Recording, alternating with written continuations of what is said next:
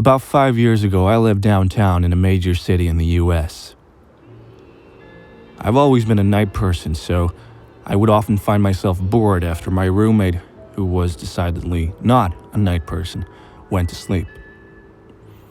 To pass the time, I used to go for long walks, spend the time thinking. I spent 4 years like that, walking alone at night, and never once had a reason to feel afraid. I always used to joke with my roommate that even the drug dealers in the city were polite. But all of that changed in just a few minutes of one evening.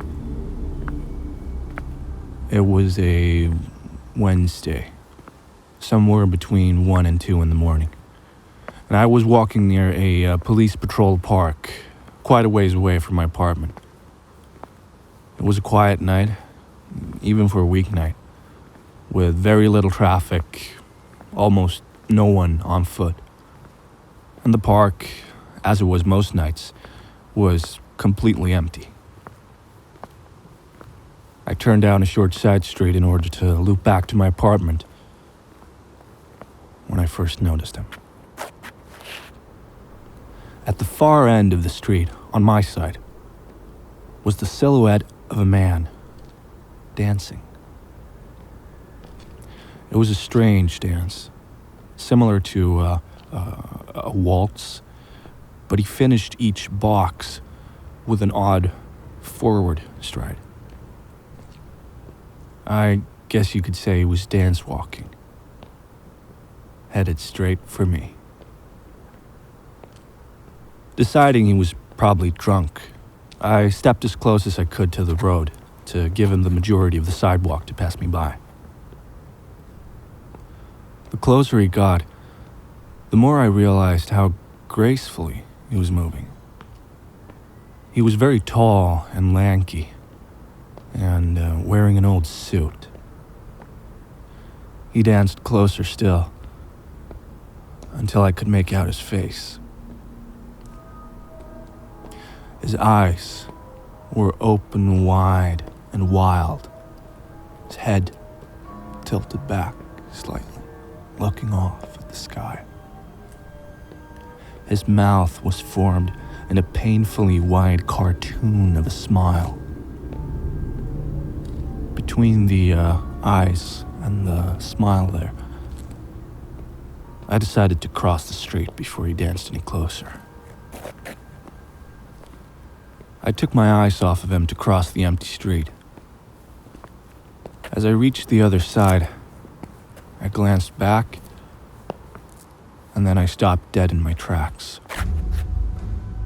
He'd stopped dancing, and he was standing with one foot in the street, perfectly parallel to me. He was facing me, but still looking skyward, smile still wide on his lips. I was completely and utterly unnerved by this. I started walking again, but I kept my eyes on the man. He didn't move. Once I'd put about half a block between us, I turned away from him for a moment to watch the sidewalk in front of me.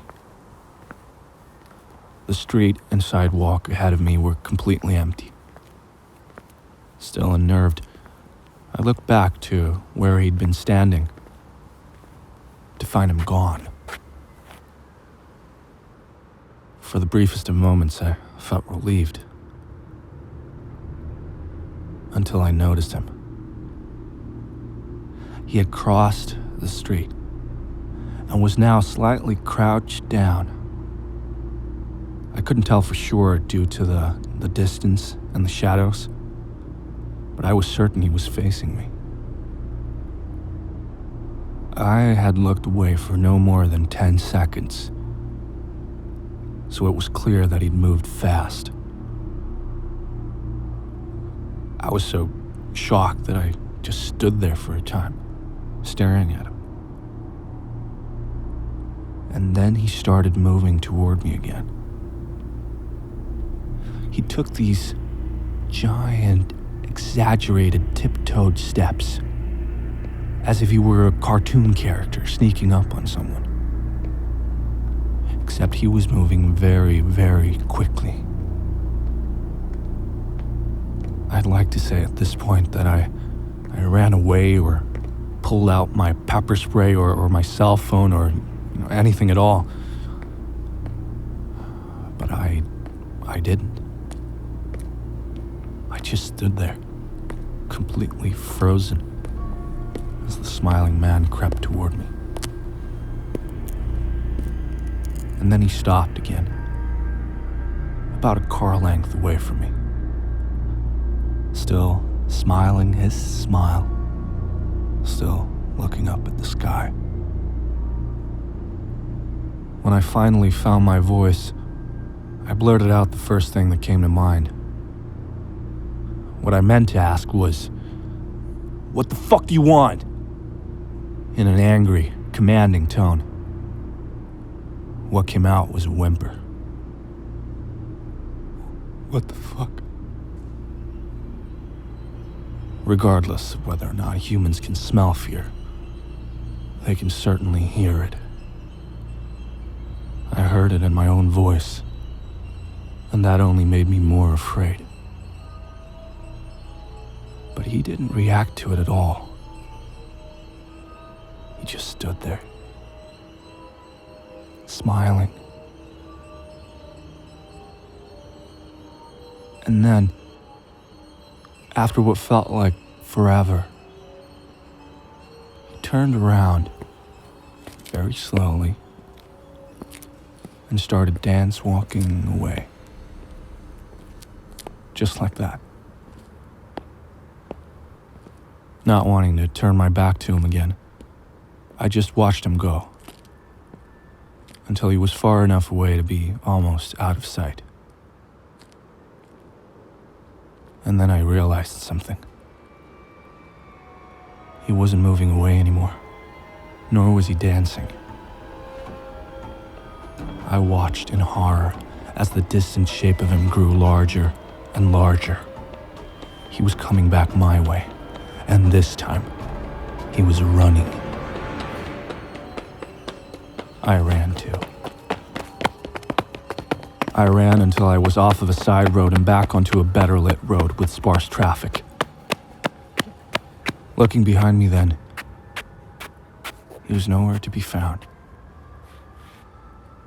The rest of the way home, I kept glancing over my shoulder, always expecting to see his stupid smile. But he was never there. I lived in that city for 6 months after that night, and I never went out for another walk. There was something about his face that always haunted me. He didn't look drunk. He didn't look high. He looked completely and utterly insane. And that's a very, very scary thing to see.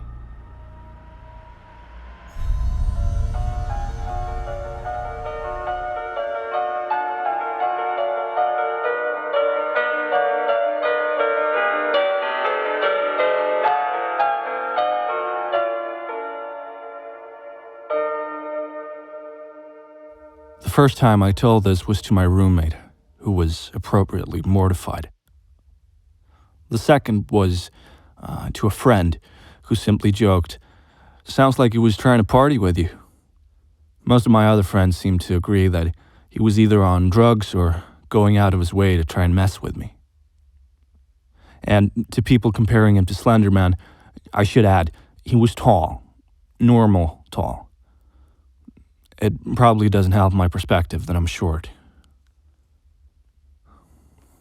It was weird to write this out, since I've only ever told it to people in person, where I don't have to try and explain his movements, but I can simply act it out, And to anyone doubting the truth in this story, I assure you, it happened. I'm not afraid of ghosts or devils or monsters. It's people that frighten me.